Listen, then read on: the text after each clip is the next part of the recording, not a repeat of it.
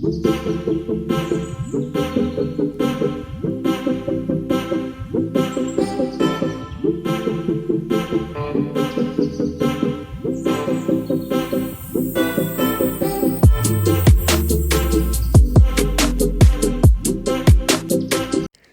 This is Anusha. అందరు ఎలా ఉన్నారు? మీరు ఫస్ట్ టైం కనుక నా ఛానల్ చూస్తున్నట్లయితే please like, share and subscribe to my channel.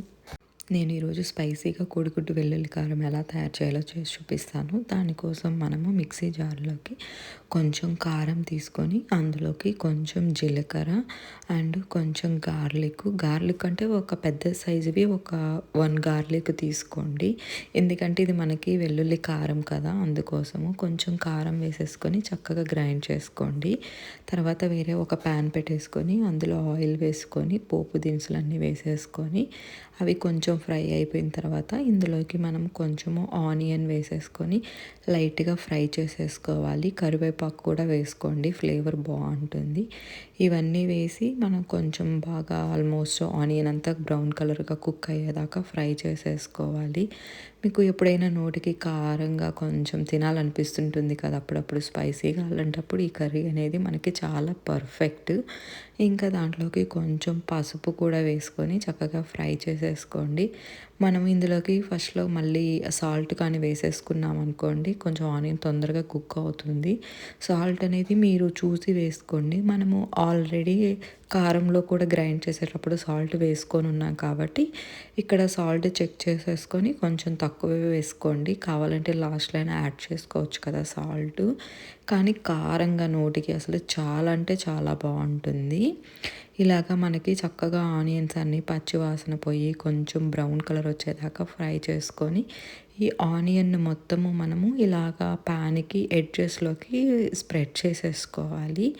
ఇంక ఇక్కడ ఎక్స్ట్రా ఆయిల్ అంతా బయటకు వచ్చేస్తుంది కదా, ఇంకా అందులోకి నేను ఒక 5 ఎగ్స్ వేసేసుకుంటున్నాను.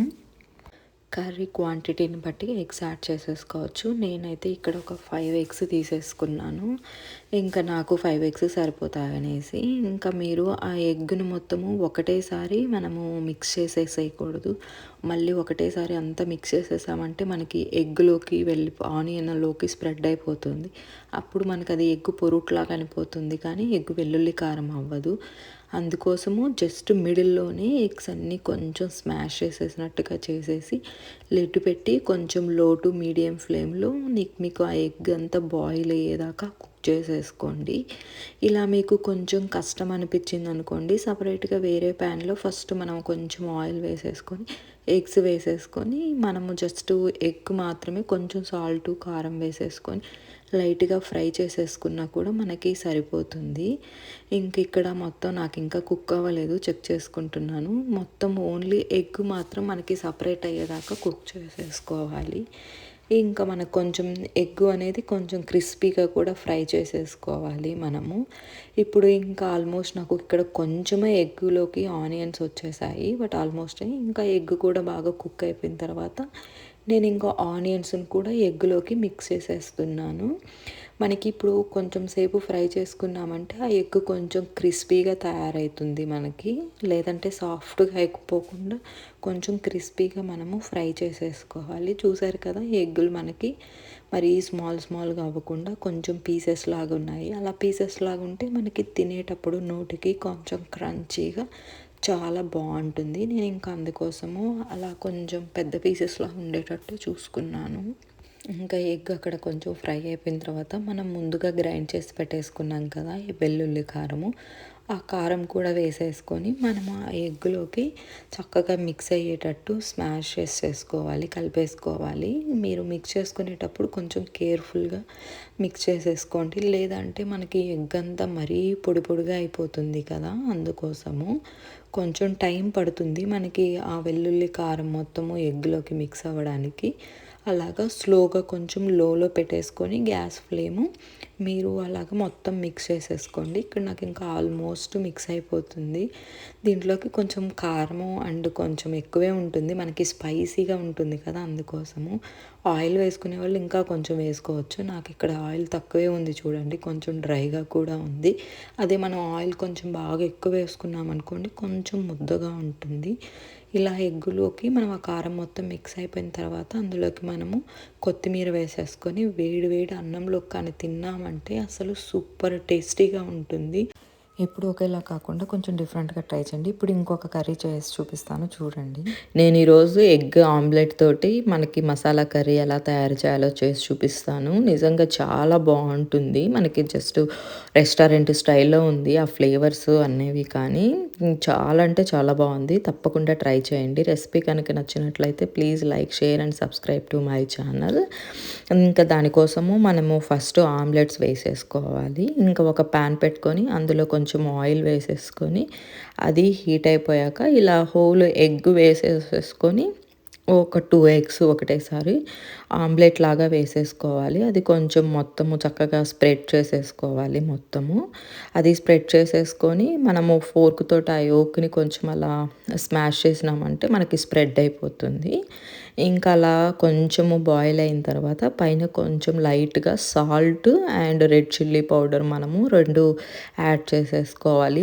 లేదంటే కర్రీలో తినేటప్పుడు కొంచెం చప్పగా అనిపిస్తుంది కదా ఆమ్లెట్, ఇంకా అందుకోసము కొంచెం లైట్గా వేసుకుంటే సరిపోతుంది, ఎక్కువేం అవసరం లేదు.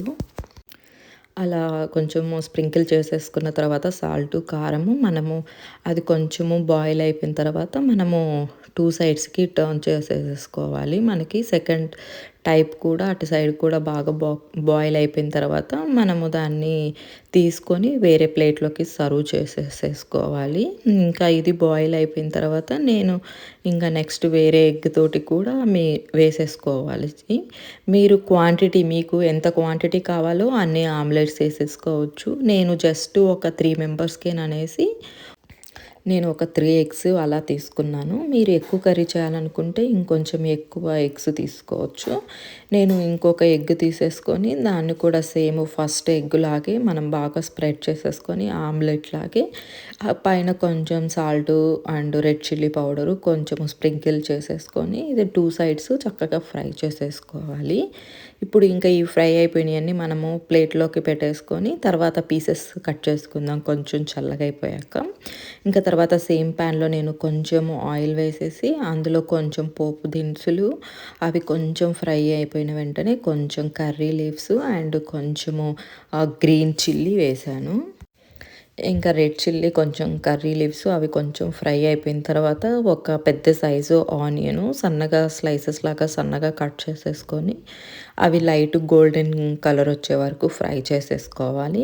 మనము ఇంకా ఇవి ఫ్రై అయ్యేలోపు మనము పేస్ట్ తయారు చేసుకుందాం. దానికోసం నేనైతే ఒక 2 టమోటాసు అండ్ కొన్ని క్యాషూస్, జీడిపప్పులు ఒక 10 అలాగా అందులోకి ఒక table spoon dry coconut powder తీసుకొని పేస్ట్ చేసేసుకున్నాను.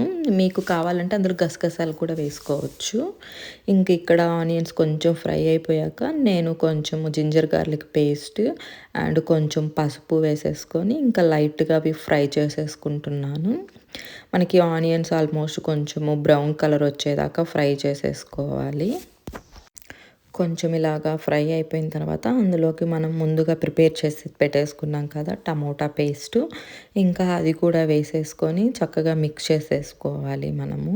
అందులోకి కొంచెం వాటర్ వేసేసుకొని చక్కగా మిక్స్ చేసేసుకోండి. ఒక 2 to 5 మినిట్స్ లో ఫ్లేమ్లో పెట్టేసేసుకొని, ఎందుకంటే మళ్ళీ లేదంటే మనకి పచ్చివాసన వస్తుంది కదా సరిగా ఫ్రై చేసేసుకోకపోతే, అందుకోసము కొంచెం లిడ్ పెట్టేసుకొని కొంచెం ఫ్రై చేసేసుకోండి. నేను ఇలా కొంచెం ఫ్రై అయిపోగానే సాల్ట్ వేసేసుకున్నాను. ఇంక ఇక్కడ ఈ గ్రేవీ కుక్ అయిపోయేలోపు మనం ముందుగా ప్రిపేర్ చేసి పెట్టుకున్నాం కదా ఆమ్లెట్లు, వాటిల్ని నేను పీసెస్గా కట్ చేసుకుంటున్నాను. మీకు కొంచెం పెద్దవిగా కావాలనుకుంటే మీరు కొంచెం పెద్ద పీసెస్గానైనా కట్ చేసేసుకోవచ్చు. కాకపోతే నేనే కొంచెం చిన్న పీసెస్గా కట్ చేసి పెట్టేసుకున్నాను. ఇంకా అవన్నీ కట్ చేసుకున్న తర్వాత ఇంకా మనకి ఇక్కడ కొంచెం గ్రేవీ కుక్ అయిపోయింది కదా, ఇంకా ఇందులోకి మనము కొంచెం స్పైసెస్ అన్నీ యాడ్ చేసేసుకోవాలి. ఈ కన్సిస్టెన్సీ వచ్చేసిన తర్వాత అందులోకి కొంచెం రెడ్ చిల్లీ పౌడరు, కొంచెం ఇలా నేను కాశ్మీరీ రెడ్ చిల్లీ పౌడర్ వేసాను, కొంచెం ధనియా పౌడరు అండ్ కొంచెం గరం మసాలా ఒక 1/2 టేబుల్ స్పూను అండ్ కొంచెం అందులోకి జీరా పౌడర్ వేసేసుకోవాలి మనము. ఇంకా ఈ స్పైసెస్ అన్నీ చక్కగా కొంచెం ఫ్రై చేసేసుకోవాలి ఒక 5 మినిట్స్ అలాగా. ఇవి బాగా మిక్స్ అయిపోయిన తర్వాత మనము ఇందులోకి కొంచెం వాటర్ యాడ్ చేసేసుకోవచ్చు. ఇంకా చక్కగా ఇలా కొంచెం ఫ్రై అయిపోయింది కదా, ఇంకా అలా ఫ్రై అయిపోయిన తర్వాత నేను కొంచెం వాటర్ యాడ్ చేస్తున్నాను. ఆ గ్రేవీ కొంచెం తిక్కుగా ఉంది కదా, లైట్గా వచ్చే వరకు ఇంకా కొంచెం ఆ వాటర్ అంతా మనకి బాగా బాయిల్ అయిపోయి మనకి ఆయిల్ పైకి కనిపిస్తుంది కదా, ఆ స్టేజ్ వరకు మనము చక్కగా కుక్ చేసేసుకోవాలి. ఇంకా తర్వాత మనము పైన ఆమ్లెట్ పెట్టేసేసుకోవచ్చు, కుక్ చేసుకున్న ఆమ్లెట్లు. ఇంక ఇక్కడ చూసారా కొంచెం ఆయిల్ పైకొచ్చేస్తుంది కదా, ఇంకా నేను ఇంకొక 2 మినిట్స్ అలాగా ఫ్రై చేసేసుకున్నాను. ఇంకా మళ్ళీ బాగా బాయిల్ అయిపోయింది కదా, నేను ఇంకా ముందుగా మనము సన్నగా పీసెస్ కట్ చేసి పెట్టుకున్నాం కదా ఆమ్లెట్స్, అవి మొత్తము మనము డీప్గా లోపలికి వెళ్ళిపోకుండా జస్ట్ పైన గ్రేవీ పైన మాత్రమే పెట్టుకోవాలి. మనం ఎక్కువ ప్రెస్ చేసినట్టు లోపలికి కూడా చేయకూడదు, మనకు అప్పుడు అంత టేస్ట్ బాగోదు, మరీ సాఫ్ట్గా అయిపోతాయి. ఇలా గ్రేవీ పైన మాత్రమే మనము ఆమ్లెట్ పీసెస్ అన్నీ పెట్టేసేసుకోవాలి. మనము దీన్ని మిక్స్ చేసేటప్పుడు కూడా కొంచెం కేర్ఫుల్గా మిక్స్ చేసేసుకోవాలి, లేదంటే స్మాష్ అయిపోయినట్టు అయిపోతాయి. కొంచెం ఎక్కువ ప్రెస్ చేసినట్టుగానే మనము మిక్స్ చేసేసామంటే మనకి ఆ ఆమ్లెట్ అనేది లోపలికి గ్రేవీ లోపలికి వెళ్ళిపోయి కొంచెం ఎక్కువ సాఫ్ట్ అయిపోతుంది, అంత క్రంచీనెస్ ఉండదు. ఇంకా అందుకనేసి మనం లైట్గా బాయిల్ చేసేసుకొని కొంచెం ఆయిల్ పైకి వచ్చేసిన తర్వాత మనం దాంట్లోకి కొత్తిమీర వేసేసేసుకొని వేడి వేడి అన్నంలోకి సర్వ్ చేసుకొని తింటే చాలా బాగుంటుంది. నిజంగా ట్రై చేయండి, ఇలాగా చాలా బాగుంటుంది. ఎప్పుడు ఒకేలాగా తింటూ ఉంటాం కదా ఎగ్, అలా కాకుండా ఇలా డిఫరెంట్గా ట్రై చేసుకోవచ్చు, చాలా బాగుంటుంది. వీడియో కనుక నచ్చినట్లయితే please like, share and subscribe to my channel. నేను ఇంకా ఇక్కడ లంచ్కి జస్ట్ కర్రీ అయిపోయిన వెంటనే ఇంకా వేడి అన్నం పెట్టేసుకొని ఇంకా అన్నంలోకి తింటున్నాను. చూసారు అక్కడ కర్రీలో ఇంకా పొగలు కూడా వస్తున్నాయి కదా, చాలా వేడిగానే ఉంది. నిజంగా మా పిల్లలకి కూడా బాగా నచ్చింది. వీడియో కనుక నచ్చినట్లయితే please like, share and subscribe to my channel. ఇక్కడ నేను ఎగ్ తోటి ఇప్పుడు ఇంకొక కర్రీ కూడా తయారు చేసి చూపిస్తాను పచ్చికారంతో, చూడండి. Thank you for watching my videos. నేను ఈరోజు ఎగ్ కర్రీ చేసి చూపిస్తాను డిఫరెంట్గా పచ్చికారంతో, చాలా బాగుంటుంది, ట్రై చేయండి. దానికోసం నేను ఫస్ట్ ప్యాన్లో కొంచెం ఆయిల్ వేసుకొని అందులో కొంచెం పసుపు, కారం వేసేసి బాయిల్ చేసుకున్న ఎగ్స్కి కొంచెం ఘాట్లు పెట్టేసుకొని మిడిల్లో అవి లైట్గా ఫ్రై చేసేసుకోవాలి ఆయిల్లో. మనమేమి ఎక్కువసేపు ఫ్రై చేయాల్సిన అవసరం లేదు, లైట్గా ఫ్రై చేస్తే సరిపోతుంది. ఇలా లైట్గా ఫ్రై అయిపోయిన తర్వాత మనము ఆ ఎగ్గులు మనము ఒక ప్లేట్లోకి తీసుకోవాలి. ఎక్కువ ఫ్రై చేసామంటే పైన స్కిన్ కొంచెం గట్టిగా అయినట్టు అయిపోతుంది. ఇంకా తర్వాత అదే ప్యాన్లో మనము ఆయిల్ ఆల్రెడీ ఉంది కాబట్టి మీకు సరిపోతుంది ఆయిల్. ఆయిల్లోనే మనం కొంచెం ఫస్ట్ ఆనియన్ వేసుకొని ఫ్రై చేసుకోవాలి. ఇందులోనే మనం కొంచెం పచ్చిమిర్చి కూడా వేసుకోవాలి. ఇంకా మనం వేరే కారం వేయం కాబట్టి మీరు పచ్చిమిర్చి మీ స్పైస్కి తగ్గట్టు వేసుకోండి. మేము కొంచెం తక్కువ స్పైస్ తింటాం, అందుకని తక్కువ వేసాను. తర్వాత ఇంకా కొంచెము గార్లిక్, కొంచెం జింజర్ కూడా వేసేసుకొని మనకి ఆనియన్స్ అన్నీ బాగా కుక్ అయ్యేదాకా ఫ్రై చేసేసుకోవాలి. ఇలా ఫ్రై అయిపోయిన తర్వాత వీటిల్ని మనము కొద్దిసేపు చల్లార్చేసుకొని మనం ఇంకా గ్రైండ్ చేసేసుకోవాలి.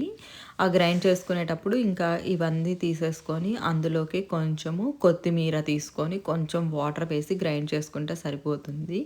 అది ప్యాన్లో మళ్ళీ కొంచెం ఆయిల్ వేసుకొని కొంచెం దాల్చిన చెక్క, లవంగం, యాలక్కాయలు, కొంచెము బిర్యానీ ఆకు, షాజీరా ఇవన్నీ వేసేసుకొని ఫ్రై చేసుకోవాలి. అవి ఫ్రై అయిపోయిన తర్వాత మనం గ్రైండ్ చేసి పెట్టేసుకున్న పేస్ట్ మొత్తం వేసేసుకొని చక్కగా పచ్చివాసన పోయేదాకా పేస్ట్ని మొత్తం మనము ఒక 5 మినిట్స్ అలా కుక్ చేసుకుంటే సరిపోతుంది. తర్వాత ఎగ్స్ వేసేసుకోవచ్చు. మరీ మనకేమి గట్టిగా అవసరం లేదు కదా, మరీ గట్టిగా ఉన్న తినడానికి బాగోదు గ్రేవీ. ఇలా మనం కొంచెం వాటర్ కూడా యాడ్ చేసుకోవాలి ఇందులోకి. ఇప్పుడు ఫస్ట్ కొంచెం ఇలా గ్రేవీ కుక్ అయిపోయి వాటర్ పైనకి మనకి కనిపిస్తుంది కదా, అలా వచ్చినప్పుడు అది కొంచెం బాగా మళ్ళీ మిక్స్ చేసేసుకొని అందులోనే మనము ఒక 2 టేబుల్ స్పూన్స్ కర్డ్ వేసేసుకోవాలి, పెరుగు, అది కూడా వేసేసుకొని చక్కగా మిక్స్ చేసేసుకోండి. ఇంకా పెరుగు కూడా మిక్స్ చేసేటప్పుడు మీరు గ్యాస్ లో ఫ్లేమ్‌లోనే పెట్టేసుకొని కుక్ చేయండి. కర్డ్ వేసినప్పుడు హై ఫ్లేమ్‌లో పెట్టొద్దు. అది విరిగిపోయినట్టు అయిపోతుంది. ఈ కర్రీకి కొంచెం ఆయిల్ ఎక్కువ వేస్తేనే బావుంటుంది. నేనైనా కొంచెం తక్కువ వేశాను. మీకు ఇష్టం ఉన్న వాళ్ళైతే కొంచెం ఆయిల్ ఎక్కువ వేసుకొని చేసుకోండి. ఇలాగ కొంచెం గ్రేవీ అంతా మిక్స్ అయిపోయిన తర్వాత కొంచెం దాంట్లోకి ధనియాల పొడి, కొంచెం పసుపు వేసేసుకొని ఇంకా చక్కగా మిక్స్ చేసేసుకోండి అందులోకి. కొంచెం మీకు సాల్ట్ గూడా మీకు టేస్ట్‌కి తగ్గట్టు వేసేసుకోండి. మీకు ఆ పచ్చిమిర్చిది కారం సరిపోలేదు అనుకుంటే ఈ స్టేజ్‌లో ఉన్నప్పుడు కొంచెం కారం కూడా యాడ్ చేసేసుకోవచ్చు. ఇక్కడ మసాలాలు కూడా కొంచెం ఫ్రై అయిపోయిన తర్వాత నేను ఇందులోకి కొంచెం వాటర్ వేసేస్తున్నాను. కొంచెం వాటర్ వేసేసుకొని చక్కగా అవి మిక్స్ చేసేసుకోవాలి. ఇందులోకి మనమేమి ఇంకా గరం మసాలా కూడా ఏమీ యాడ్ చేయము. జస్ట్ ఇంకా బిర్యానీ ఫ్లేవర్స్ ఆ మసాలాలన్నీ స్టార్టింగ్ ఆయిల్‌లో వేసాం కదా! అవేను. జస్ట్ ధనియాల పొడి ఒక్కటేను. ఇక్కడ కూడా బాగా గ్రేవీ కొంచెము కుక్ అయిపోయిన తర్వాత మనము ముందుగా కట్ చేసి అది ఫ్రై చేసి పెట్టుకున్నాం కదా! ఆ ఎగ్స్‌ని ఈ గ్రేవీలో వేసేసుకొని మనము కుక్ చేసుకుంటే సరిపోతుంది. ఆ గ్రేవీ కన్సిస్టెన్సీ చూసుకొని మీరు వాటర్ వేసుకోండి. మీకు గ్రేవీ కొంచెం ఎక్కువగా వాటరీగా కావాలంటే కొంచెం వాటర్ ఎక్కువ వేసుకోండి. కొంచెం గ్రేవీ థిక్‌గా కావాలనుకుంటే వాటర్ ఏమి ఎక్కువ యాడ్ చేయొద్దు. ఎగ్స్ ఏసుకున్న తర్వాత ఆ గ్రేవీలో మనము కాసేపు కుక్ చేసుకుంటే ఎగ్ కూడా మనకి ఎగ్‌లోకి కూడా గ్రేవీ వెళ్ళి కొంచెం టేస్టీగా ఉంటుంది. మీకు వాటర్ ఎక్కువ కావాలనుకుంటే కొంచెం వాటర్ ఎక్కువ వేసేసుకొని ఎగ్ కుక్ చేసుకోండి. నాకు అయితే ఇది సరిపోతుందిలే ఈ థిక్‌నెస్ అనుకోని నేను ఇంకా ఎక్కువ వాటర్ యాడ్ చేయలేదు. ఇలాగ మొత్తం బాగా కుక్ అయిపోయిన తర్వాత ఇందులోకి మనము కొంచెం కొత్తిమీర లాస్ట్‌లో వేసేసుకున్నామంటే గార్నిషింగ్‌కి చాలా బావుంటుంది. మనకి ఆ ఫ్లేవర్ అనేది చాలా బావుంటుంది ఇలా పచ్చి కారంతోటి చేస్తే. తప్పకుండా ట్రై చేయండి. చాలా బావుంది. మనకి డిఫరెంట్‌గా అనిపిస్తుంటుంది. ఎప్పుడు ఒకటే ఫ్లేవర్‌లో కాకుండా వీడియో కనుక నచ్చినట్లయితే please like, share and subscribe to my channel. ఇలాంటి మరెన్నో వీడియోస్ కోసము తప్పకుండా నా ఛానల్ సబ్స్క్రైబ్ చేసేసుకోండి. వీడియో కనుక నచ్చినట్లయితే ప్లీజ్ లైక్ చేయండి. మీరు లైక్ చేస్తే వేరే వాళ్ళకి కూడా సజెషన్ వెళ్తుంది. Thank you for watching.